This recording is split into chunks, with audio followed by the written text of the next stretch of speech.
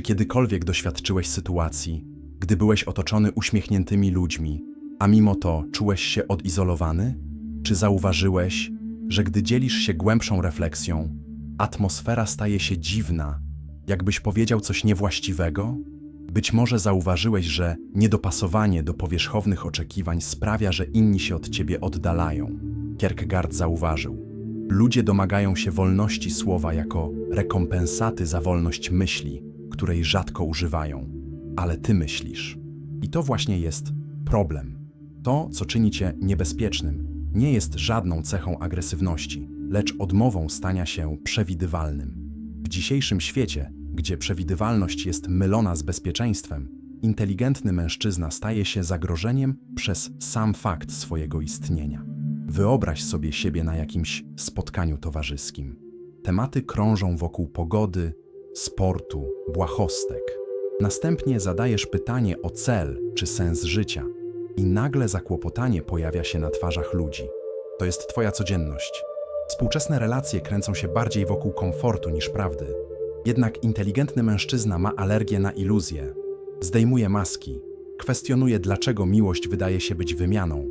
Dostrzega teatr w oczach ludzi, rozbieżność między tym, co się czuje, a tym, co się mówi. Kierkegaard ostrzegał: tłum jest kłamstwem. Kiedy ktoś decyduje się nie być wchłoniętym przez masę, wybierając podążanie własną ścieżką poszukiwania sensu i refleksji, kończy złamaniem struktury, która utrzymuje ludzi w emocjonalnym przystosowaniu i posłuszeństwie. Kobiety nie boją się inteligentnych mężczyzn z powodu ich inteligencji, ale dlatego, że nie mogą ich powstrzymać. Pomyśl o Kierkegaardzie. Mimo że był błyskotliwy, a może właśnie dlatego, oddalił się od Reginy Olsen, jedynej kobiety, którą naprawdę kochał. Nie było to z powodu braku uczucia, ale z powodu zrozumienia, że jego ścieżka wymagała samotności. Jego głębia potrzebowała przestrzeni, której tradycyjny związek nigdy nie mógłby zaoferować. To nie jest chłód, to przejrzystość. Mężczyzna, który naprawdę myśli, nie jest zależny od pochwał, by czuć się pożądanym, ani od walidacji, by postrzegać siebie jako męskiego. Nie akceptuje manipulacji, by zadowolić innych, czy stać się faworytem. Unika pustych pościgów, ponieważ widzi, że większość z nich rodzi się z iluzji, nie z miłości. A kiedy kocha, robi to z niemal brutalną jasnością. Szuka objawienia, nie tylko przytulności. Ile razy czułeś potrzebę ukrycia tego, kim jesteś, tylko po to, by nie niepokoić innych? W ilu momentach uprościłeś swoje idee, by pozostać blisko kogoś? Cena tego rodzaju ustępstw jest większa niż się zazwyczaj wydaje. Kierkegaard pisał o chorobie na śmierć. Nie śmierci fizycznej, ale śmierci wewnętrznej, alienacji od samego siebie. Wielkim lękiem obecnej kultury jest właśnie to, że mężczyzna obudzi się z teatru społecznego. Przestanie być sympatyczny i stanie się świadomy. Kto budzi się do świadomości, nie daje się już uwieść ani oklaskami, ani emocjonalnym chaosem. Przebudzony mężczyzna nie kieruje się już potrzebą zadowalania innych. Kiedy ten mężczyzna przestaje szukać bycia lubianym, odkrywa wolność. A stając się wolnym, staje się zagrożeniem. W dzisiejszym świecie wielu ludzi buduje własną tożsamość w oparciu o spojrzenie innego, ale inteligentny mężczyzna robi inaczej. Buduje swoją tożsamość przez to, co widzi, a nie przez to, jak go widzą. To głębokie spojrzenie powoduje dyskomfort u tych, którzy wolą się ukrywać. Teraz zastanów się nad swoim ostatnim związkiem. Czy skończył się, ponieważ byłeś zbyt wiele? Intensywny, milczący, niespokojny, dociekliwy? A może dlatego, że odmówiłeś uczestnictwa w teatrze, który uchodzi za prawdziwą więź? Twoja przejrzystość podważa całą logikę współczesnych relacji, gdzie zamieszanie jest walutą, a emocjonalna niestabilność mylona jest z pasją. Kierkegaard powiedział: życie można zrozumieć tylko patrząc wstecz, ale trzeba je przeżyć patrząc do przodu. Inteligentni mężczyźni idą naprzód, zawsze czujni, rozmontowując i analizując struktury władzy, uczuć, uwodzenia i strachu. Rozszyfrowując grę, stają się niemożliwi do manipulacji. To nie chłód, to integralność. Teraz skup się na tym. Im bardziej rozwijasz swoją inteligencję, tym bardziej skłonny jesteś do odczuwania izolacji. To nie oznacza porażki, to jedynie cena przebudzenia. Wzbudzasz strach nie dlatego, że jesteś zły, ale dlatego, że jesteś wolny od więzów. Kto nie może być uwarunkowany, nie może być kontrolowany. Przypomnij sobie ostatni raz, kiedy ktoś nazwał cię trudnym, tylko dlatego, że chciałeś zagłębić się w rozmowie. Albo okazji, gdy twoje milczenie zostało zinterpretowane jako osąd. To nie są wady. To naturalne odpowiedzi kogoś, kto odmawia bycia mniej niż jest. To, czego większość ludzi szuka, to nie miłość, ale użyteczność. Chcą, żebyś zajął rolę żywiciela, rozweselacza, obrońcy, marionetki.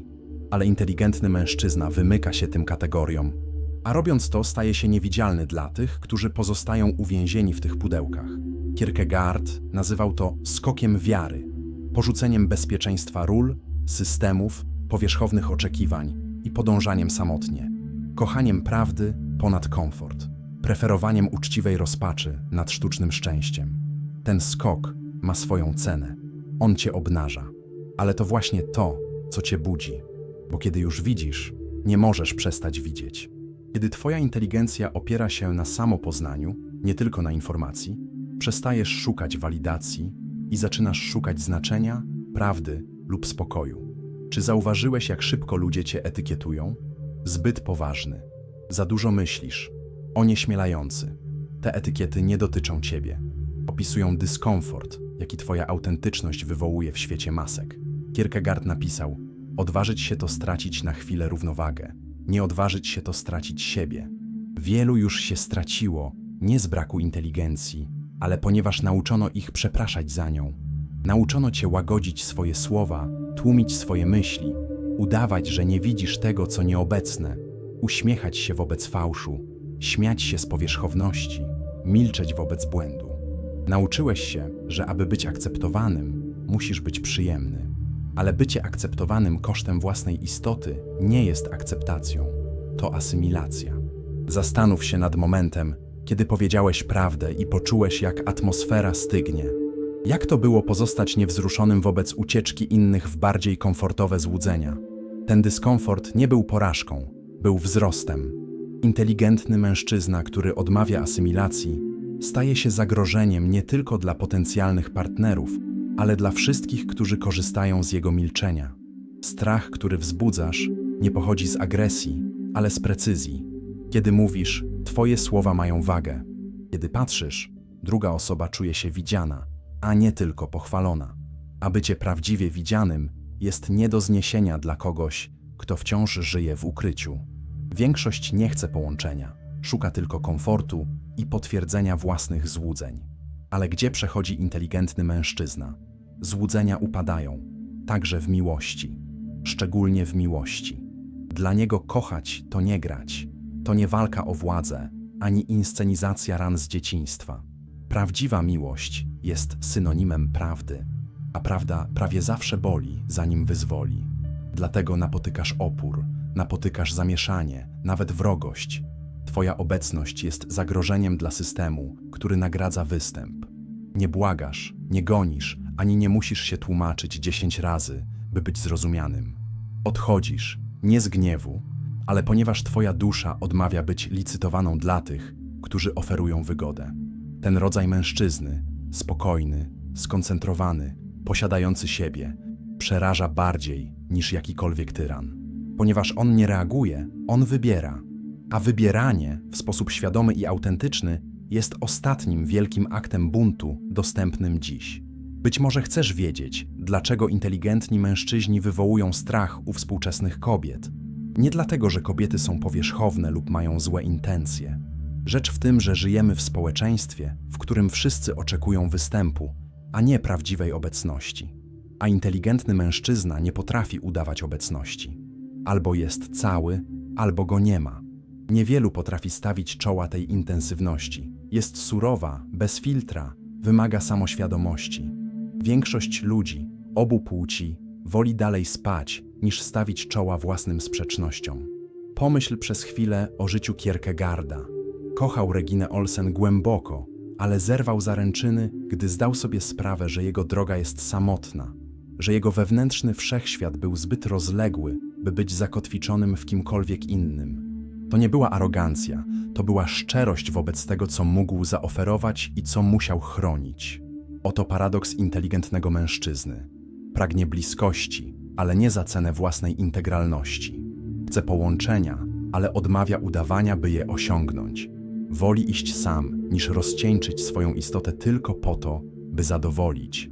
To nie jest duma, to jest dopasowanie. I to przeraża ludzi, ponieważ w głębi duszy wszyscy chcą być wybrani.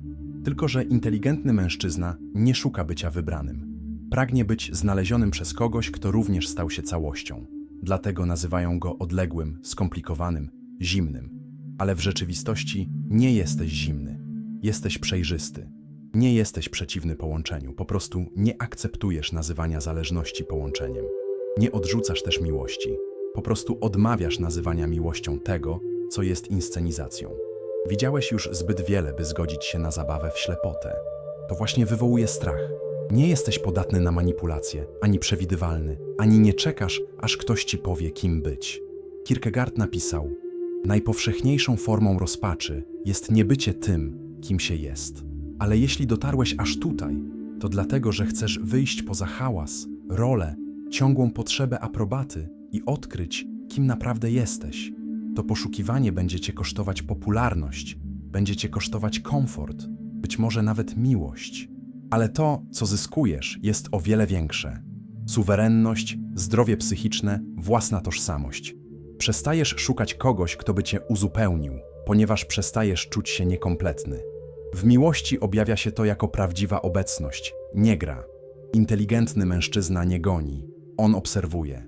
Nie żyje z pochlebstw, ale potrafi słuchać. Nie reaguje na każdy emocjonalny bodziec jak wytresowane zwierzę. Wybiera, jak odpowiada z precyzją.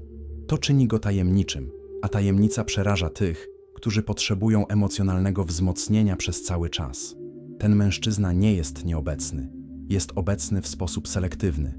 Ta selektywność wydaje się odrzuceniem dla kogoś, kto przyzwyczaił się do bycia uwielbionym bez wysiłku, tylko że on nie uwielbia. On rozróżnia. Inteligencja, połączona z emocjonalną jasnością, staje się prześwietleniem duszy. Widzisz poza uśmiechami, grami, pochlebstwami. A to przeraża tych, którzy wciąż się ukrywają. Jeśli naprawdę chcesz wywołać dyskomfort w otoczeniu, wystarczy wejść i nie szukać uwagi. Po prostu obserwuj. Unikaj nadmiernych wyjaśnień. Mów jasno. Ustalaj granice bez podnoszenia głosu. Bądź uprzejmy, ale nie ulegaj zachciankom innych. Bądź romantyczny bez uzależnienia od drugiej osoby. Obserwuj, jak ludzie zmieniają się w twojej obecności. Ponieważ gdzieś w głębi wszyscy zauważają, kiedy mężczyzna jest zakorzeniony. A większość nie wie, jak sobie z tym poradzić, zwłaszcza gdy on nie odgrywa żadnej roli. To sekret inteligentnych mężczyzn. Oni nie żyją, by występować. To właśnie czyni ich niebezpiecznymi. Kierkegaard mówił: kiedy mnie etykietujesz, zaprzeczasz mi. Inteligentny mężczyzna nie mieści się w etykietach. Jest zimny? Nie. Jest skupiony. Jest arogancki? Nie. To ktoś, kto się szanuje. Jest odległy? Nie. Po prostu potrafi rozróżniać. Ponieważ refleksja wymaga wysiłku, świat woli redukować tych, którzy są autentyczni, do czegokolwiek, co uczyni ich jasność mniej zagrażającą. Muszę ci powiedzieć coś, czego niewielu ma odwagę. Ból bycia źle zrozumianym jest święty. Samotność nie jest wrogiem, jest polem treningowym. Po tym, jak nauczysz się chodzić samotnie, znosić ciszę, obserwować bez reagowania, kochać bez porzucania siebie, stajesz się wreszcie nieuchwytny. Mężczyzna, który wcielił prawdy Kierkegaarda, nie boi się już odrzucenia, ponieważ przestał żyć, szukając bycia wybranym. Wybrał siebie i to zmienia wszystko. To transformuje twój sposób kochania. Przestajesz szukać kogoś, kto wypełni twoją ciszę i zaczynasz pragnąć kogoś, kto ją uszanuje. Transformuje twój sposób pracy. Przestajesz występować tylko po to, by otrzymać pensję i zaczynasz budować coś, co naprawdę ma twoją istotę. Zmienia nawet twój sposób istnienia. Motorem nie jest już ucieczka, ale dopasowanie do siebie. To dopasowanie czyni cię rzadkim. Nie dlatego, że jesteś lepszy od innych, ale ponieważ miałeś odwagę stawić czoła temu, z czym prawie nikt się nie mierzy, nieznośnemu światłu własnego potencjału. Większość przed tym ucieka. Woli się przystosować, skurczyć, zaadaptować. Ale ty usłyszałeś ten wewnętrzny szept i podążyłeś za nim, mimo mgły. cierpienia, krytyki. Teraz jesteś tutaj, nieskończony, niedoskonały, ale wolny. Ta wolność, nawet cicha, mówi głośniej niż jakikolwiek występ. Nauczyłeś się oddalać od wszystkiego, co rani twoją duszę. Nauczyłeś się mówić nie, nie by ranić, ale by się chronić. Odkryłeś, że spokój nie leży w towarzystwie innych, ale w braku samoopuszczenia. Zrozumiałeś, że miłość to nie wymiana, to lustro, a kobieta, która zasługuje na twoją głębię, nie jest tą, która chwali cię z zewnątrz, ale tą, która widzi twoje milczenie i mimo to wybiera pozostanie. Być może ona nadejdzie, być może nie, ale w każdym razie nie będziesz czekał w desperacji. Będziesz podążał swoją drogą. Jeśli będzie trzeba, samotnie, tak czy inaczej, cały. Jeśli będziesz źle interpretowany, świetnie. Jeśli wzbudzisz strach, jeszcze lepiej. Jeśli nazwą cię zimnym, aroganckim, odległym, zaakceptuj to. To tylko oznacza, że przestałeś być strawny, przestałeś żyć na powierzchni, zacząłeś mieć znaczenie. Ostatecznie świat nie potrzebuje więcej miłych facetów, ani więcej uroku, ani więcej marionetek. Świat potrzebuje mężczyzn, prawdziwych mężczyzn, którzy wiedzą, kim są, którzy chodzą w ciszy, którzy kochają, nie tracąc siebie, którzy mówią tylko wtedy, gdy to konieczne i potrafią zniknąć, gdy nie jest to ich czas. Twoja podróż dopiero się zaczyna.